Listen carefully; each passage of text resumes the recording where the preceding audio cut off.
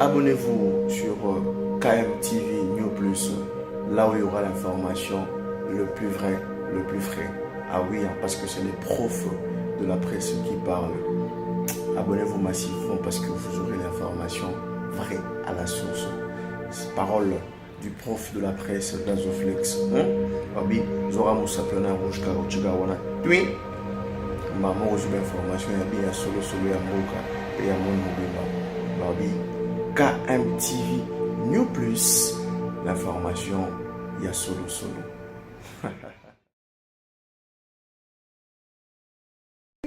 N'est pas envoûté, la CENI encore n'a pas été instrumentalisée par quiconque. La CENI a statué sur foi. On a parlé la foi des actes ici. La CENI a statué sur foi du juge des actes qui viennent de la Cour pénale internationale. Est-ce que notre Congo, notre pays, peut faire référence à des actes de ces juridictions-là? Nous disons oui. Le Congo a ratifié, le Congo est membre de la Cour pénale internationale. Donc, les actes de la Cour pénale internationale, le statut de Rome, est même supérieur à notre loi interne, même supérieur par rapport à notre constitution.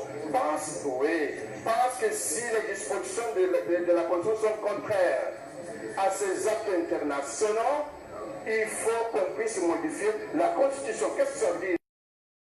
En fait, Monsieur le Président, nous sommes tout un collège. Vous donnerez accorder la parole aux autres. Donc, nous disons que la CENI a statué sur foi des actes qui viennent de la Cour pénale internationale qui dit que en chambre d'appel, la condamnation a été confirmée, que la décision est irrévocable, de ce manque qui dit que ce que nous sommes en train d'exploiter. Le texte a été produit, mais le point 4, les faits, le paragraphe 9, je vais tout droit au paragraphe, au point concerné. Ils utilisaient également un langage codé lorsqu'ils communiquaient par téléphone, désignant certaines personnes par des codes, utilisant des expressions particulières comme faire la couleur ou des variantes de cette expression pour parler de corruption ou préparation illicite des témoins. Jean-Pierre Bemba, bénéficiaire effectif du plan commun, a planifié, autorisé et approuvé la préparation illicite des 14 témoins de la défense dans l'affaire principale et il a donné des instructions précises qui ont ensuite été exécutées par Aimé Kilolo. Il a autorisé le versement illicite des sommes d'argent aux témoins avant leur déposition et il s'est assuré par l'intermédiaire de Fidel Babala que 70. Je reviens à ce que nous avons dit et soutenu depuis le départ.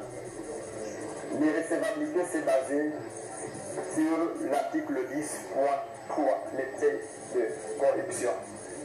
Le point 14 insiste, le 11 octobre 2013, un mois avant la comparution du dernier témoin de la défense dans l'affaire principale Jean Manguinda, a informé Aimé Kilolo, précisant que c'était top secret. Il avait appris qu'une enquête présumée des témoins avait été ouverte contre eux. Nous sommes en train de lire un document officiel de la Cour. Point 17. En tant que co-acteur, Aimé Kilolo a conjointement avec Jean-Pierre Bemba et Jean-Jacques Manguinda intentionnellement et illicitement préparé les 14 témoins de la défense dans l'affaire principale. Au vu des éléments, des preuves, le comportement d'Aimé Kilolo allait bien au-delà de la simple répétition récompensée. Par conséquent, la Chambre conclut que le comportement de Aimé Kilolo constitue une préparation illicite et une corruption des témoins, soit des formes typiques de cyberclasse.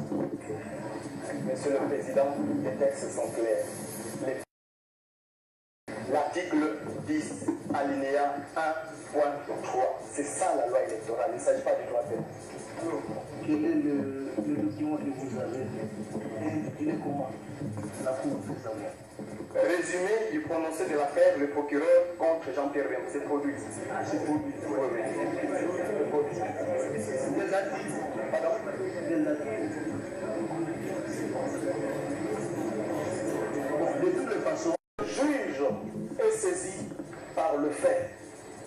Et dans le cas échéant, ces faits dont on est en train de parler sont le fait de corruption. Et ce fait, Monsieur le Président, comme on le sait, peuvent être qualifiés différemment selon les juridictions et selon les décrets. En fait, d'une manière quelconque, par le parquet, voilà, la Cour conclure parce que c'est on de conclure. C'est un aspect très important, Monsieur le Président, pour qu'on puisse bien comprendre que nous rentrons dans le cadre, n'est-ce pas, de l'article 10.3 de la loi électorale. Ok, la Cour vous remercie parce que votre collègue a parlé de l'article 10.3 de l'épée. Vous avez la condamnation de M. Bemba. Sur cette question, M. le Président, ce que la partie Bemba n'a pas dit, c'est que devant la Cour pénale internationale, la procédure est un peu différente de la procédure dans le interne. C'est que lorsque le verdict de culpabilité est prononcé, il faut qu'il y ait une deuxième décision sur la peine. Si bien que les deux décisions, la décision qui comporte le verdict de la culpabilité et la décision qui comporte la peine, le taux de la peine, sont portées par deux décisions différentes. En l'espèce, on les a produit, les deux décisions. Le gros dossier, c'est la culpabilité. Et ce communiqué dit à raison que, s'agissant de la décision sur la culpabilité est définitive. Elle est irrévocable. Mais s'agissant de la peine, puisqu'il y a deux décisions différentes, et de M. Arido, leur décision sur la peine a été confirmée. M. Bemba, Kilolo et le troisième Mangenda, leur décision sur la peine a été annulée.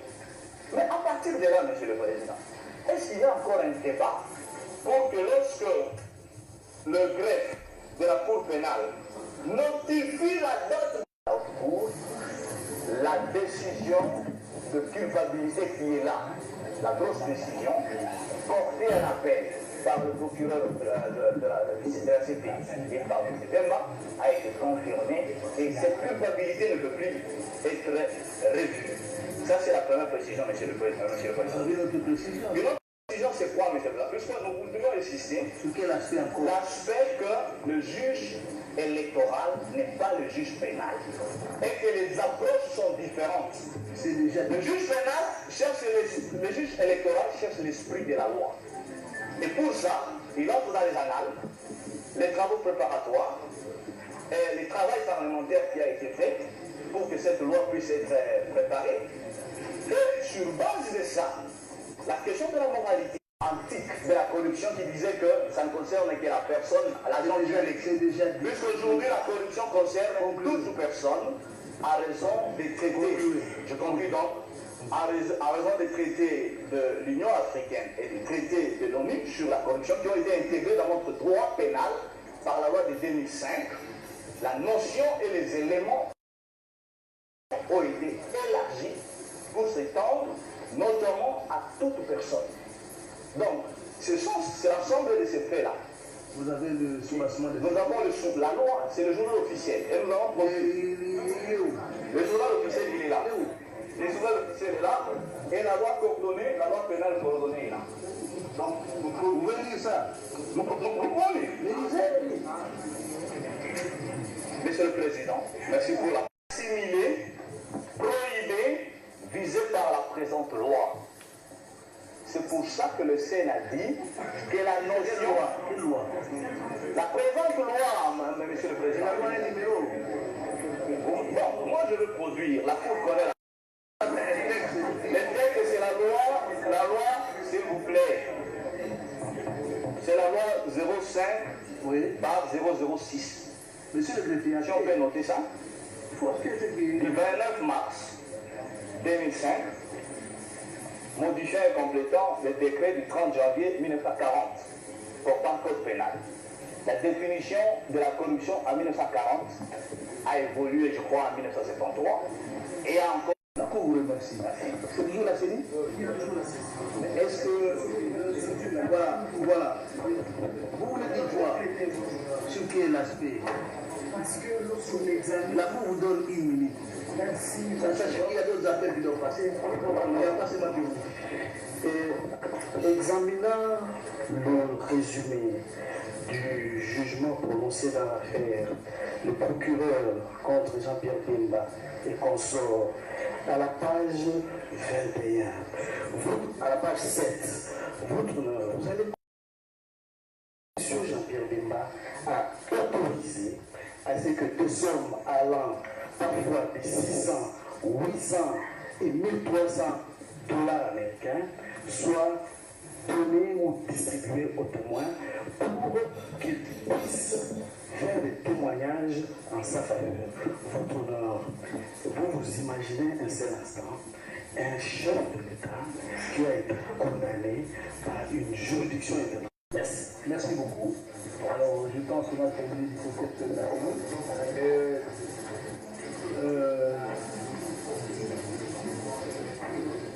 Oui, alors, nous allons passer la parole à Maître Koumé, qui nous avait déjà promis, parce qu'il avait présenté sa requête et il avait plaidé. En même temps, il a promis ici, c'est maintenant, effectivement, déposer sa nom de plaidoirie. Oui. Il avait promis, Il y a des répliques, effectivement. Brièvement, vous pouvez... J'avais promis de déposer et je vais le faire. Vous pouvez répliquer. Monsieur le Président, l'article 33 des représentants de la CENI a rappelé ici, en vertu de l'article 33 de la loi organique relative à la CENI comparée comme expert. Non, Monsieur le Président, c'est de l'acharnement. Vous imaginez un expert appelé dans votre juridiction pour donner un éclairage sur le dossier dont votre cour est saisi, c'est lui faire des injures. Dans ce pays, ça mérite. Notre pays mérite mieux. Il mérite mieux. Je vais essayer en quelques mots de répondre. Autre chose, la CENI se réfère à des documents. Elle a des documents ici. Elle lit les documents. Ces documents ne sont pas produits à notre contradiction. Elle a un document, non, le résumé, ceci, c'est ça. Vous cherchez le résumé ou vous cherchez l'arrêt? Vous allez juger si nos amis ont obéi à ces principes de Nicolas Boileau. Nicolas Boileau, c'est un célèbre poète français. Et le maître Boileau ajoute ceci. Si écrire n'est pas votre métier, faites-vous plutôt maçon si c'est votre talent. Ça, c'est pas moi, c'est Boileau. Alors, si nous avons on nous dit non, il est failli, il n'y a pas une infraction, la loi parle de chef, et l'autre c'est pas une infraction, de chef, non.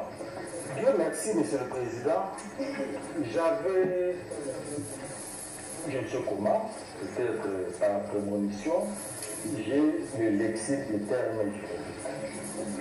Je pourrais le mettre à la direction de qui veut apprendre.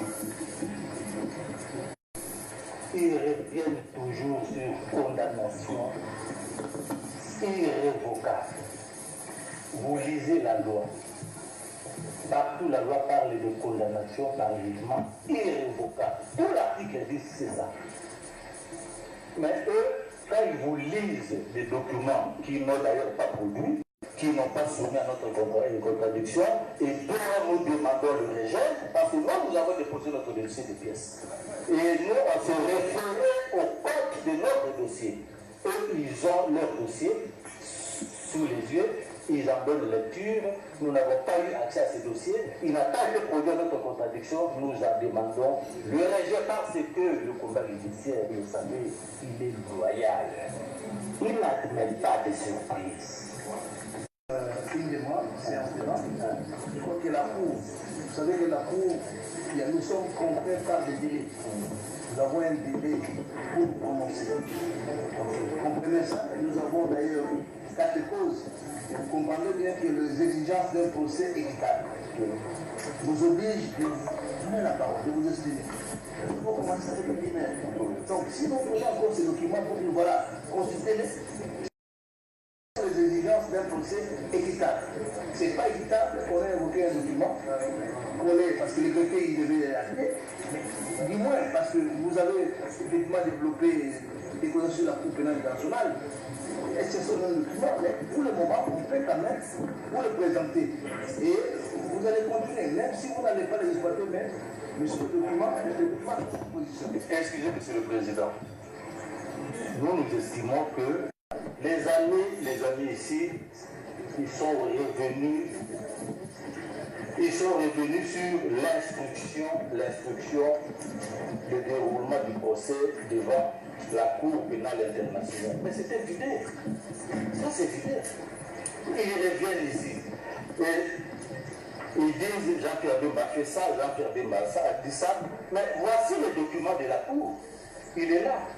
Le document de la Cour dit Jean-Pierre Bemba, Aimé Kilolo, Jean-Jacques Mangenda Kabongo, Fidel Babala, Inde Narcisse Arido, l'appel initialement prononcé a été annulé en appel.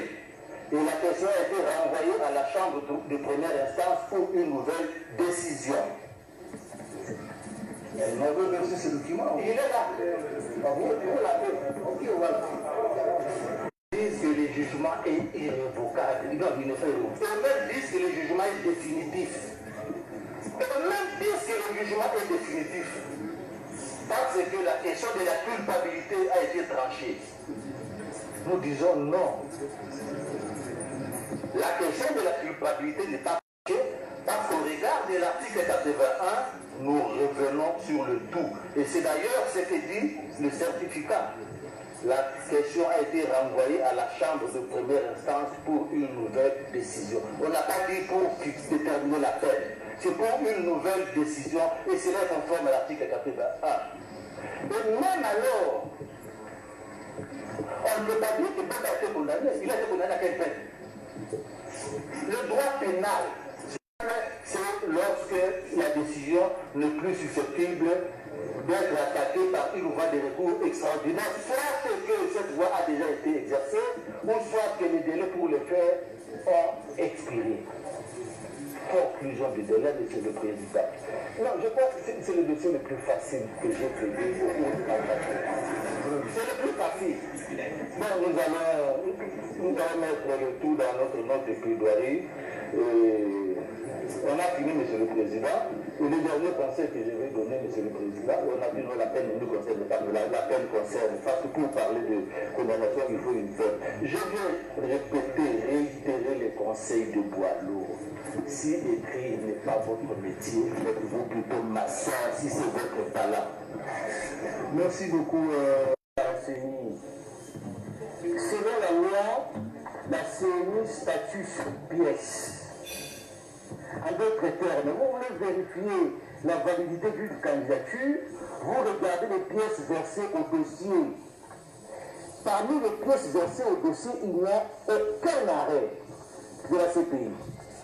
Il y a par contre l'extrait du casier judiciaire. Et là, la CNI n'en parle pas, parce que l'extrait dit clairement pour surmonter les témoins. La CNI trompe l'extrait. La CNI ne dit pas première instance. C'est comme ça que le confrère Maillard dit la CNI a menti. Autre chose, même alors, si la CNI doit avoir l'arrêt de la Cour, est-ce que la Cour pénale a comme interlocuteur valable ici à RDC la CNI? Lorsque la Cour Cour rend son arrêt, qui est devenu irrévocable. Le dossier de Jean-Pierre Bemba, tel que présenté par le MLC, a été complet. La cellule elle-même l'a dit. Dans ce dossier, il n'y a pas d'arrêt. La CENI est allée se promener ailleurs, comme elle l'aime bien. Et la CENI a pris l'arrêt. Raison pourquoi nous avons... Ne suivez pas l'envoûtement, l'ensorcellement de la CENI. Envoûté, ensorcelé. Vous allez, monsieur le président, comme vous êtes actif, vérifiez encore ou revérifiez le dossier de Jean-Pierre Bemba tel que présenté par le MLC. Vous allez constater que dans ces dossiers-là, ici, toutes les pièces requises.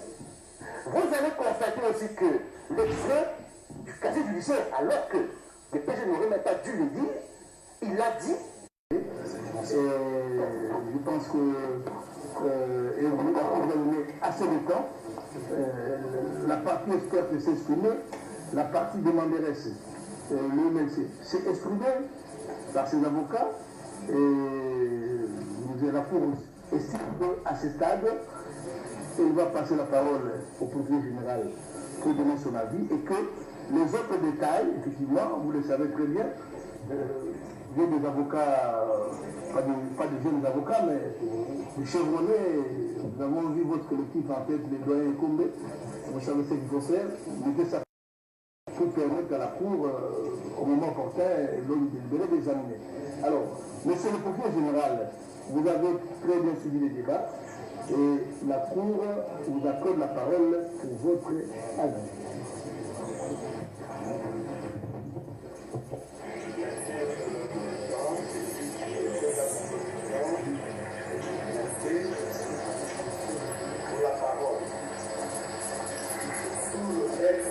Politique de droit congolais, représenté par son conseil maître Tasso Kimangele, qui l'a signé le 27 août 2018. La requête a été déposée et reçue au reste de la Cour constitutionnelle le 27 août 2018 et enrôlée sous RCE 0002. La requête a été notifiée à la CENI le 28 août 2018 par M. Colombo Zeli, Cour constitutionnelle, qui a signé l'acte de notification de cette requête à la date avec M. Bazama, Jean-Baptiste, chargé de courrier de la CENI, qui l'a réceptionné et signé. Le dossier a été transmis par le greffe de la Cour constitutionnelle sans lettre de transmission à M. le procureur général, près cette Cour pour avis de mission publique, ce mercredi 29 août 2018. Tel que modifié à ce jour, et 81 de la loi organique 13/026 du 15 octobre 2013 portant organisation et fonctionnement de la Cour constitutionnelle rendent la Cour de séance compétente pour connaître du contentieux des élections et législatives nationales. La requête sous examen est dirigée contre la décision de la CENI déclarant irrecevable la candidature de M. Jean-Pierre Bemba Gombo, candidat à l'élection présidentielle pour le compte du parti politique MLC. De ce fait, la Cour de séance se déclarera compétente pour examiner cette requête.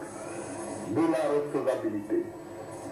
La requête du MLC, laquelle a agi conformément au prescrit des articles 40 et 45, 46 et 45 des statuts notariés amendés du mouvement de libération du Congo et en vertu de la décision de sa nomination du 10 décembre 2014. Le MLC a élu domicile pour la première cause au cabinet de M. Tasso Kimangele et José en vertu de l'acte d'élection domicile signé par Mme Eve Bazaï Damassoudi le 27 août 2018. La décision entreprise est versée au dossier. Elle a été notifiée au MLC en date du 25 août 2018 et la requête du MLC en réclamation et en contestation de cette décision a été déposée au groupe de la Cour constitutionnelle le 27 août 2018. Cette requête ce jour. L'article 10 alinéa 3 de cette loi stipule que, sans préjudice de texte particulier, sont inéligibles les personnes condamnées par un jugement irrévocable, entre autres du chef de corruption. Jean-Pierre Bemba Gombo a été condamné par la Cour pénale internationale par un jugement irrévocable du chef de subornation de témoin, qui signifie la corruption exercée sur une personne pour la déterminer à faire une déposition contraire à la vérité, un acte de participation par provocation au faux témoignage. Vous trouverez cela dans le commentaire de mineur du Code pénal congolais à la page 297. En effet, dans l'affaire Le procureur contre Jean-Pierre Bemba Gombo et l'incliné le Moussam 25-3.a du statut de Rome, subordonner les témoins qui sont ici définis par D2, D3 jusqu'au D64 et produit devant la Cour des éléments de preuve faits en tant que co-auteur des infractions. La Chambre m'a aussi déclaré coupable d'avoir, au sens de l'article 70-1.a du statut de Rome, lu en conjonction avec l'article 25-3.b du statut de Rome, solliciter les faux témoignages des témoins D2, D3 jusqu'au D64. Le 8 mars 2018, le juge d'appel chargé d'examiner l'affaire de Jean-Pierre Bemba vient de confirmer le témoignage oraux. Mais l'affaire pour avoir apporté de faux témoignages et avoir suborné les témoins. La condamnation de Jean-Pierre Bemba par la Cour pénale internationale pour subornation de témoins est irrévocable et Jean-Pierre Bemba rentre dans le cas d'inéligibilité prévu par l'article 10 alinéa 3 de la loi électorale. Le droit pénal positif congolais punit à son article 129 le coupable de subornation de témoin de la même peine que le faux témoin. L'article 434-15 du Code pénal français définit la subornation comme un délit d'entrave à l'exercice de la justice consistant en vue ou à l'occasion d'une procédure judiciaire à inciter un tiers, en l'espèce un témoin, par des offres, en l'espèce de l'argent, à commettre un faux témoignage, une déposition ou une attestation mensongère. Vous verrez cela dans le vocabulaire juridique général connu 2018, sur de lui et de se proposer de fortes sommes d'argent qui ont été remises aux différents témoins appelés à témoigner devant la Cour pénale internationale en sa faveur. En effet, pour qu'il y ait subornation de témoins, il faut que la personne à laquelle on fait des offres ait été appelée ou tout témoin puisse être appelé à témoigner en justice. La volonté de Jean-Pierre Bemba Gombo d'entraver la bonne intention de la justice à la Cour pénale internationale et l'élément moral, c'est une action dans le cas d'espèce. Le droit pénal positif congolais, à l'article 147 alinéa 4, tel que modifié par l'article 1er de la loi numéro 05/006 du 29 mars 2005, définit la corruption et dit que des témoins. L'article 149 alinéa 1er, tel que modifié en 2005, considère la subornation de témoins comme une circonstance aggravante de la corruption. Cet article considère comme circonstance aggravante de la corruption les actes de corruption active ou passive ayant pour but d'entraver au bon fonctionnement de la justice, d'offrir ou d'accorder un avantage indu pour notamment obtenir un faux témoignage ou empêcher un témoignage ou la présentation d'éléments de preuve dans une procédure en rapport avec la commission de l'un des actes prévus par l'article 147 bis. Le droit pénal positif 11 stipule les cours de tribunaux civils et militaires applique le traité international dûment ratifié, les lois, les actes réglementaires, pour autant que ceux-ci ne soient pas contraires à l'ordre public et aux bonnes mœurs. L'article 215 de la Constitution stipule les traités et accords internationaux régulièrement conclus ont de leur publication une autorité supérieure à celle des lois, sous réserve pour chaque traité ou accord de son application par l'autre partie. C'est donc à bon droit que la Cour de cela invoquera certaines conventions internationales qui ne forment pas la République démocratique du Congo, pour autant qu'elle concerne la question de subornation des témoins et de la corruption. La Convention des Nations Unies de 2003 relative à la prévention et à la lutte contre la corruption. Cette convention énumère sans équivoque les actes constitutifs de la corruption, parmi lesquels l'entrave au bon fonctionnement de la justice. Chaque partie de la convention. La Convention de l'Union africaine du 11 juillet 2003 se rapportant à la prévention et à la lutte contre la corruption précise que l'entrave au bon fonctionnement de la justice, dont la subornation est une des modalités, rentre dans la définition de la corruption. Le statut de Rome de la Cour pénale internationale prévoit les atteintes à l'administration de la justice. Cet article énumère parmi les actes d'entrave à l'administration de la justice toutes les manœuvres visant à empêcher un témoin de comparaître ou déposer librement, les représailles exercées contre un témoin à raison de sa déposition, la destruction ou la falsification d'éléments de preuve et l'entrave ou rassemblement de ces éléments. Il ressort et dirait que M. Jean-Pierre Bemba Gombo est inéligible en vertu de l'article 10 alinéa 3 de la loi électorale.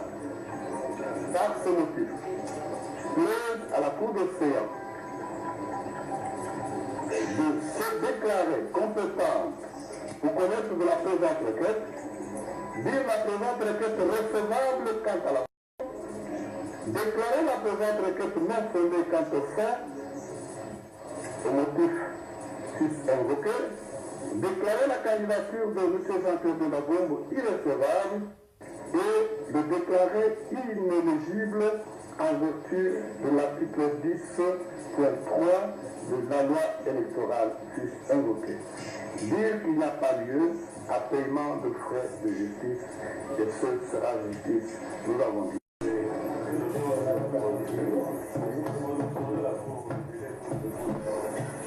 La note de plaidoirie. En tout cas, demain matin, faites coup, parce que nous sommes tenus par les délais légaux. Je crois que M. Commis même, il fait partie du législateur.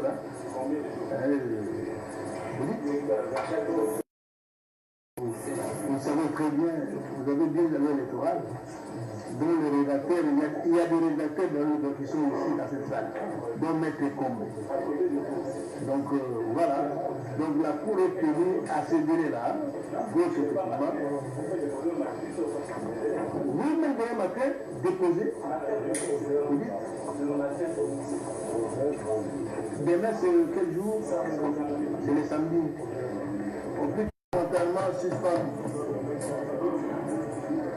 KMTV, please.